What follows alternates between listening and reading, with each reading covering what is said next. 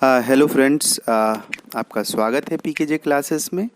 And आज हम public administration लोक प्रशासन के एक नए टॉपिक के साथ आपके साथ है। और चैनल स्टार्ट करने से, अपने क्वेश्चंस को स्टार्ट करने से पहले ही फर्स्ट आपसे रिक्वेस्ट है कि आप इस चैनल को सब्सक्राइब करें, ज़्यादा से ज़्यादा लाइक करें और सर्कुलेट करें अपने फ्रेंड सर्कल में, ताकि ज़्यादा से ज़्यादा लोग इसको देखें।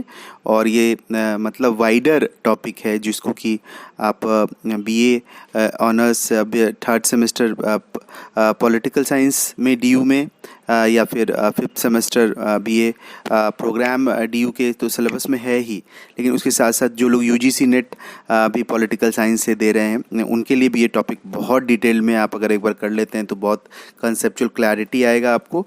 या फिर आप अगर आप आईएएस और पीसीएस के एग्ज़ाम में भी पॉलिटिकल साइंस ऑप्ट कर रहे हैं या पब्लिक एडमिनिस्ट्रेशन का कहीं ना कहीं कुछ सेक्शन है जैसे कि कई स्टेट में है, तो वो आपको बहुत फ़ायदा करेगा। तो आज हम टॉपिक जो कर रहे हैं पब्लिक एडमिनिस्ट्रेशन में वो है लोक प्रशासन का विकास, यानी कि जो डेवलपमेंट ऑफ पब्लिक एडमिनिस्ट्रेशन, इसको अंग्रेज़ी में कई बार इवोल्यूशन ऑफ पब्लिक एडमिनिस्ट्रेशन भी कहते हैं। यानी कि किस तरह से जो है विकास हो रहा है, किस तरह से डेवलपमेंट हो रहा है। तो जब भी हम डेवलपमेंट की बात करते हैं तो एक बहुत प्रमुख स्कॉलर हैं, उन्होंने जो 6 पैराडाइम दिया है, 6 प्रकार के उन्होंने प्रतिमानों में बांटा है लोक प्रशासन को, उसको हम देखेंगे। फर्स्ट वन है the politics administration dichotomy from 1900 to 1926, राजनीति प्रशासन के बीच टकराव 1900 से 1926 पहला चरण है। दूसरा चरण है principles of public administration from 1926 to 37, 1927 से 1937 तक का काल को लोक प्रशासन के सिद्धांत के काल के रूप से देखते हैं। उसके बाद देखिएगा चैलेंजेस का काल है, जिसको रेड में आपको किया गया। इसका मतलब यह है कि वो अलग से इसे नहीं बता रहे, वो बेसिकली एक एडिशनल पार्ट के रूप में बता रहे हैं चैलेंजेस को। तो 6 पैराडाइम में इसको शामिल नहीं किया जाना चाहिए, ये अलग से है। तीसरा जो पैराडाइम है वो है public administration as political science, लोक प्रशासन राजनीति विज्ञान के रूप में, और ये 1950 से 70 का काल है। चौथा है पब्लिक एडमिनिस्ट्रेशन एज मैनेजमेंट, यानी कि लोक प्रशासन प्रबंधन के रूप में 1950 से 70। और अगला है public administration as public administration 1970 से आज तक। और अंतिम 6th जो है वो है गवर्नेंस 1990 टू प्रेजेंट अभी तक। अब जो बहुत सारे स्कॉलर्स हैं public administration, we know that like Mohit Bhattacharya हैं, जैसे निकोलस हेनरी आपने देखा, या फिर आप रुमकी बासु को देख सकते हैं, या फिर आप बिदु चक्रवर्ती के बुक को देख सकते हैं। तो अलग अलग स्कॉलर्स ने अलग अलग तरीके से इसको डिवाइड किया है पूरे पब्लिक एडमिनिस्ट्रेशन को, डेवलपमेंट को। लेकिन as a student of public administration जब मैं 1-1.5 दशकों से इस पेपर को पढ़ा रहा हूँ, तो मुझे लगता है कि आप अपने स्टडी के सहूलियत के हिसाब से इसे इन 7 भागों में बांट के देखिए, और हम 7 भागों को थोड़ा डिटेल देखेंगे। पहला भाग है 1887 से 1926 पॉलिटिक्स एडमिनिस्ट्रेशन डाइकोटमी, राजनीति और प्रशासन के बीच टकराव। दूसरा हिस्सा है 1927 से 37 द प्रिंसिपल ऑफ एडमिनिस्ट्रेशन, यानी प्रशासन का सिद्धांत। तीसरा है from 1938 to 47 period of challenges, यानी चुनौतियों का युग। अगला है 1948 to 1970 phase of crisis of identity, पहचान के संकट का काल है ये। पहचान के संकट का काल है 1948 to 1970। Next one is 1971 to 1980, जो है वो है 1971 से 80 तक के समय को एरा ऑफ एनपीए कहते हैं। यहाँ एनपीए का मतलब है न्यू पब्लिक एडमिनिस्ट्रेशन, से नवीन लोक प्रशासन का युग है ये। 6th is 1980 onwards in the era of NPM, 1980 के उपरांत के समय को एनपीएम न्यू पब्लिक मैनेजमेंट यानी नवीन लोक प्रबंधन के रूप में देखते हैं। फाइनली 1990 ऑनवर्ड्स एरा को गुड गवर्नेंस यानी सुशासन के एरा के रूप में देखते हैं। अब हम आते हैं 7 फेज को आपको बताते हैं बहुत डिटेल में। पहला phase from 1887 to 1926 politics administration dichotomy, राजनीति और प्रशासन का टकराव इस एरा की पहली विशेषता है। और दूसरी विशेषता है कि Woodrow Wilson considered as father of public administration, Woodrow Wilson को लोक प्रशासन के पिता के रूप में मान्यता मिलती है। अब ये एक सवाल है कि राजनीति प्रशासन के टकराव का क्या मतलब है। तो यहाँ टकराव का मतलब है कि राजनीति का अलग कार्यक्षेत्र है और प्रशासन का अलग कार्यक्षेत्र है। जैसे राजनीति का कार्यक्षेत्र है लोक नीतियों का निर्माण, public policy formation is related to politics, while administration is concerned with policy implementation. वही प्रशासन का मुख्य सरोकार जो है वो लोक नीतियों को के क्रियान्वयन से। तो दोनों अलग अलग क्षेत्र है, इसके बीच कोई आपस में संबंध नहीं है, ऐसा शुरुआती समय में माना जाने लगा। और इसके साथ साथ 3 वर्क बहुत फेमस है इस एरा का। पहला है वुड्रो विल्सन का ये लेख है द स्टडी ऑफ एडमिनिस्ट्रेशन, 1888 में, 1887 में पॉलिटिकल साइंस क्वार्टरली एक जर्नल है उसमें प्रकाशित हुआ था। सेकेंड वन इज गुडनाउ, एक दूसरे स्कॉलर हैं, उनकी किताब पॉलिटिक्स एंड एडमिनिस्ट्रेशन जो 1900 में प्रकाशित हुई। और तीसरी एल.डी. वाइट का ये वर्क है introduction to the study of public administration, 1926 में पब्लिश्ड है। यानी ये 2 विशेषता और ये 3 पब्लिकेशन पहले चरण की खासियत है। पहला चरण है बेसिकली उसको उसमें हमने देखा है कि इसे विल्सोनियन डाइकोटमी के भी नाम से जाना जाता है, क्योंकि ऐसा माना गया कि politics is concerned with policy making while administration is concerned with implementation, जैसा आपसे पहले भी कहा गया है। अब जो दूसरा चरण है, जो सेकेंड पीरियड है, उसको गोल्डन एरा ऑफ प्रिंसिपल्स कहते हैं, क्योंकि बहुत सारे सिद्धांत नए नए लोक प्रशासन में, पब्लिक एडमिनिस्ट्रेशन में डेवलप्ड किए होने लगे। And the purpose of that stage is to develop theories, develop new principles, and trying to become public administration as a scientific notion, free from value. So the primary goal of public administration that time to become public administration as science. तो जो इस चरण में प्रमुख रूप से ध्यान दिया गया वो यह दिया गया था किस तरह से लोक प्रशासन को विज्ञान बनाया जाए और मूल्यों से मुक्त किया जाए। तो बिलोबी एक स्कॉलर हैं जो सेकेंड पीरियड में आते हैं, प्रिंसिपल्स ऑफ पब्लिक एडमिनिस्ट्रेशन इनका राइटिंग है। उसी तरह हेनरी फेयोल दूसरा नाम है, इंडस्ट्रियल एंड जनरल मैनेजमेंट इनकी किताब का नाम है, और इन्होंने संगठन से जुड़े 5 कंसेप्ट्स की बात की, planning, organising and 3C, command, control and coordination. तो ये POCCC याद रखना है, फेयोल ने दिया है। उसी तरह लूथर गुलिक और उर्बिक का 1937 में एक पेपर है, papers on the science of administration. और जैसा कि आपको ने देखा है कि पोस्ट कॉर्प का नोशन भी जो लूथर गुलिक ने है वो दिया है। तो ये सारा जो है ये सेकेंड स्टेज में है जहाँ इतने सारे थेरीज निकल के आ रहे हैं। अब थर्ड जो स्टेज है उस स्टेज को कहा जाता है पीरियड ऑफ चैलेंज।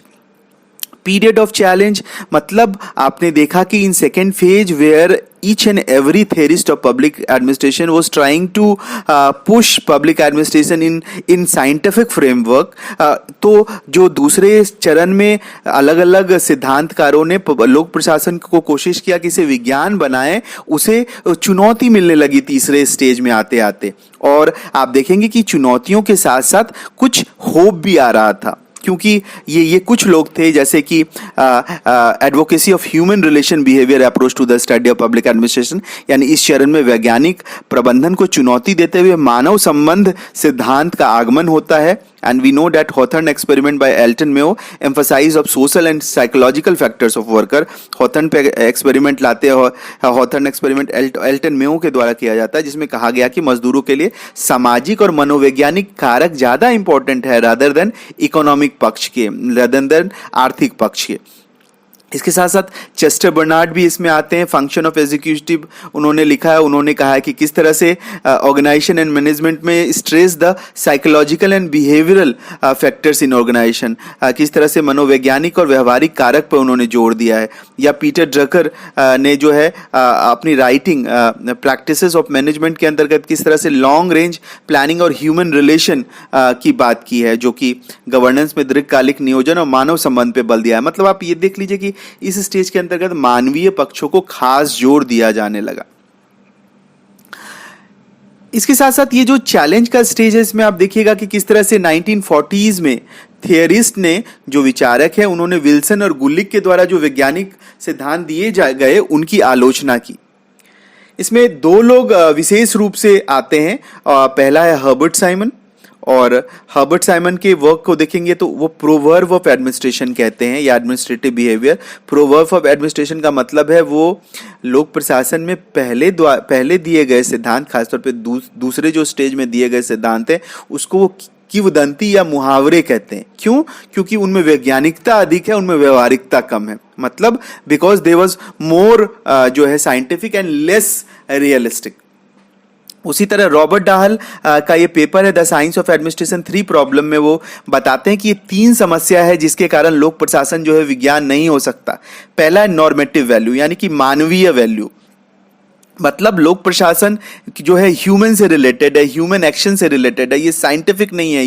ये जो है आपने 2 अप्रोचेस पढ़े होंगे, नॉर्मेटिव और इम्पेरिकल। इम्पेरिकल साइंस होता है, लेकिन जो सोशल साइंस होता है वो नॉर्मेटिव होता है। तो पब्लिक एडमिनिस्ट्रेशन और एडमिनिस्ट्रेशन जो है सोशल साइंस से रिलेटेड है, तो उसमें नॉर्मेटिव एटीट्यूड है, जो मानवीय पक्ष को ज़्यादा फोकस किया गया है, तो इसलिए साइंस नहीं हो सकता। दूसरा है अनप्रिडिक्टेबिलिटी। साइंस हर जगह प्रिडिक्टेबिलिटी की बात करता है, वहाँ आप जो है अंदाजा लगा सकते हैं कि क्या होने वाला है। जैसे आप कार्बन और ऑक्सीजन मिलता है तो जो है CO2 बनता है, ये आप प्रिडिक्शन कर सकते हैं, वो सही होता है। लेकिन यहाँ अनप्रिडिक्टेबिलिटी है पब्लिक एडमिनिस्ट्रेशन में। जरूरी नहीं है, आप किसी एडमिनिस्ट्रेटर के बिहेवियर के बारे में कयास नहीं लगा सकते अगले दिन वो क्या करेगा, या हम और आपके भी व्यवहार के बारे में कोई जो है प्रिडिक्शन नहीं कर सकता कि हम क्या करेंगे। उसी तरह तीसरा है लैक ऑफ यूनिवर्सल प्रिंसिपल, यानी कि पब्लिक एडमिनिस्ट्रेशन में किसी प्रकार के सर्वव्यापी सिद्धांत, किसी प्रकार के यूनिवर्सल प्रिंसिपल का अभाव है। जैसे हम साइंस पढ़ते हैं, खासतौर पर नेचुरल साइंस, तो हम देखते हैं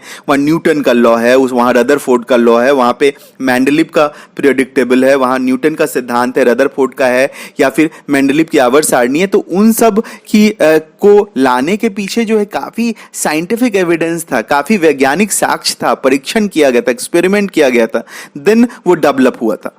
लेकिन लैक ऑफ जो सोशल साइंसेस के सिद्धांत है उसमें उस तरह का कोई यूनिवर्सलिटी नहीं है। आप कहेंगे मार्क्सिज्म है, ग्लोबलाइजेशन है, ये है, लेकिन ये ह्यूमन एक्सपीरियंस पे बेस्ड है। कोई साइंटिफिक तो इसको प्रूफ नहीं किया गया मार्क्सिज्म को या लिबरलिज्म को या दूसरे इज्म को। तो जो इसी तरह जो सोशल साइंस है उसमें कोई यूनिवर्सल प्रिंसिपल आने में हमेशा प्रॉब्लम होता है। और उसके साथ साथ ड्वाइट वाल्डो का भी काम आप देख सकते हैं, एडमिनिस्ट्रेटिव स्टेट, जिसमें कि वो इसी तरह की बातों को रखते हैं। ज़्यादा इसको डिटेल में नहीं देखना है, लेकिन ये नाम इंपॉर्टेंट होने चाहिए। हर्बर्ट साइमन का आर्गुमेंट याद रखना चाहिए आपको, रॉबर्ट डाहल का याद रखना चाहिए कि वो क्या कह रहे हैं। जैसा कि हम जानते हैं कि crisis is more heavy stage than challenges, and we can feel it in our daily experiences also, that whenever we have challenged by anyone, then the next stage will be crisis। तो हम अपने दैनिक जीवन में भी देखते हैं कि किस तरह से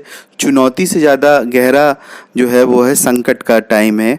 तो अगला फेज जो है बहुत क्राइसिस का था पब्लिक एडमिनिस्ट्रेशन के लिए। देखो, हमेशा क्राइसिस में भी कुछ चीज़ें होती हैं जो होप भी बनी होती है। तो क्राइसिस अगर आप देखेंगे पब्लिक एडमिनिस्ट्रेशन का क्या था, तो क्राइसिस ये 2-3 था कि 1960s में, 60 के दशक में, methodology of development administration was criticised by radicals and the conservatives. जो रेडिकल हैं और जो अनुदारवादियाँ हैं उन्होंने विकास प्रशासन की पद्धति को, शोध पद्धति की आलोचना की। 62 में कैसे public administration was not included as sub field of political science in the report of committee on political science discipline of American political science association. और 62 में अमेरिकन पॉलिटिकल साइंस एसोसिएशन के राजनीति विज्ञान के संबंध में जो एक रिपोर्ट थी, उसमें पब्लिक एडमिनिस्ट्रेशन को नहीं शामिल किया गया पॉलिटिकल साइंस के उप शाखा के रूप में। और उसी तरह 1967 में फिर से एक बार अमेरिकन पॉलिटिकल साइंस एसोसिएशन की ऑर्गेनाइजिंग कैटेगरी से जो है पब्लिक एडमिनिस्ट्रेशन को बाहर रखा गया। ये मेजर क्राइसिस था पब्लिक एडमिनिस्ट्रेशन के लिए इस स्टेज में। लेकिन कुछ होप भी पब्लिक एडमिनिस्ट्रेशन के साथ जुड़ा रहा, क्योंकि 40s में German sociologist max weber, German Samajwadi max weber का आगमन होता है, and he gave ideal type of bureaucracy. उन्होंने नौकरशाही संबंधी आदर्श मॉडल को प्रस्तुत किया। इन 1950s फेडरिक डब्ल्यू रिक्स came with their ecological model. 50 में रिक्स आते हैं अपने पारिस्थितिकीय मॉडल के साथ। उसी तरह 1960s में एडवर्ड विडनर और रिक्स जो है वो डेवलपमेंट एडमिनिस्ट्रेशन के मॉडल को लेके आते हैं। And rise of comparative public administration also we can see in that phase, and especially the work of Robert Dahl and Ricks are very important। और रॉबर्ट डाहल और रिक्स की बहुत महत्वपूर्ण भूमिका थी इसमें। तो जब चैलेंज के क्राइसिस हुआ, और इस क्राइसिस के लंबे के बाद आप देखिए 1971 टू 80 era ऑफ एनपीए का मतलब है नवीन लोक प्रशासन, new public administration, and basically we can see that Nicholas Henry coined this period as public administration, because if you will see first stage means politics administration dichotomy. On that stage we can see that there was clear cut division between politics and administration, but after 1971 means after this period number 5, you can see there is again a relation between politics and administration. आप देख सकते हैं कि starting में कैसे लोक प्रशासन और राजनीति के बीच संबंध में अलगाव था, लेकिन पांचवें पीरियड में, पांचवें इस चरण में फिर से दोनों के बीच संबंध काफी प्रबल हो जाता है। इसीलिए निकोलस हेनरी पब्लिक एडमिनिस्ट्रेशन इसे नाम देते हैं। और जो दूसरा इंपॉर्टेंट फैक्ट है इसमें वो है मिन्नो ब्रुक कॉन्फ्रेंस 68 में होता है पहला, और उसमें ये नोशन आता है उसके बाद एनपीए का, न्यू पब्लिक एडमिनिस्ट्रेशन का। सो इन public administration there was 3 Minno Book conference was held. First one actually in 1968 first Minno Book, second जो है वो उसके 20 साल बाद 1988 में second Minno Book, and third was very recently held in 2008 third Minno Book। और जो NPA है उसके कई फीचर्स थे, जैसे relevance, value orientation, equality and change, यानी प्रासंगिकता की ये बात करता है। वो लोक प्रशासन को आज के हिसाब से बोलता है रेलेवेंट है या नहीं है। ये वैल्यू ओरिएंटेशन की बात करता है, फैक्ट की जगह वो वैल्यू ओरिएंटेशन को रिस्टैब्लिश करता है, मूल्यों की तरफ अभिवृद्धि को फिर से जोड़ देता है, वो समानता की बात करता है, इक्वालिटी, और फाइनली वो परिवर्तन की भी बात करता है। Now period number 6 is NPM. So as we know that NPM is New Public Management, जैसा हम जानते हैं NPM का मतलब है नवीन लोक प्रबंधन। और after second Minno Book यानी in 1988 the notion of NPM had emerged. Minno Book second conference के बाद NPM यानी नवीन लोक प्रबंधन की संकल्पना जो का उभार होता है। And basically NPM based on 3 E's, efficiency, effectiveness and economy। ये आधारित है 3 E's पर, कार्यकुशलता, प्रभावशालीता और मितव्ययिता। और एक इंपॉर्टेंट फैक्ट है कि एनपीएम में कपाम कॉन्फ्रेंस होता है, the Commonwealth association for public administration and management, 1994 में इन कनाडा, और इसमें स्लोगन ही दिया गया था गवर्नमेंट इन ट्रांजिशन, यानी सरकार जो है वो संक्रमण के काल में है। अब 7वां फेज जो है, इस फेज को पीरियड ऑफ गुड गवर्नेंस के नाम से जाना जाता है। 1989 के वर्ल्ड बैंक के अगर आप डॉक्यूमेंट को देखें जो सब सहारा अफ्रीका से रिलेटेड था, उस डॉक्यूमेंट में गुड गवर्नेंस के बेसिक फीचर्स की बात की गई थी। फर्स्ट टाइम है क्या, हम डिटेल में गुड गवर्नेंस पे पूरा नोट्स करेंगे, लेकिन यहाँ पे हम देखें बेसिक फीचर की, तो उसमें पहला जो फीचर वो पब्लिक सेक्टर मैनेजमेंट है, सार्वजनिक क्षेत्रों का प्रबंधन है। दूसरा है अकाउंटेबिलिटी यानी जवाबदेही। तीसरा है लीगल फ्रेमवर्क फॉर डेवलपमेंट यानी विकास का कानूनी ढांचा। चौथा है इंफॉर्मेशन इन ट्रांसपेरेंसी यानी सूचना और पारदर्शिता। और अंतिम है, और ये इंपॉर्टेंट है कि ये चारों फीचर जो है 1989 में दिया गया, लेकिन 1992 में इसमें और कुछ इंक्लूड किया गया, जैसे पार्टिसिपेटरी डेवलपमेंट यानी सहभागितापूर्ण विकास। Next one is human right, मानव अधिकार, एंड फाइनली डेमोक्रेटाइजेशन यानी लोकतंत्रीकरण। तो ये जो है गुड गवर्नेंस का फेज है। अब आप देख सकते हैं कि 1 to 7 जो फेजेस है उसको इसी तरह पेपर में लिख देंगे तो पूरा डेवलपमेंट जो है, डेवलपमेंट ऑफ पब्लिक एडमिनिस्ट्रेशन को आप अच्छे से कर सकते हैं। आप इसको फिर से फोकस करें और आगे करें तो फिर आप इसको और बढ़ सकते हैं। All the best. आप इसी तरह टॉपिक वाइज इस पे को आगे बढ़ाएं और you will proceed this papers. और आई थिंक तो नेक्स्ट वीडियो के लिए तैयार है, इसको प्रिपेयर करें। All the best.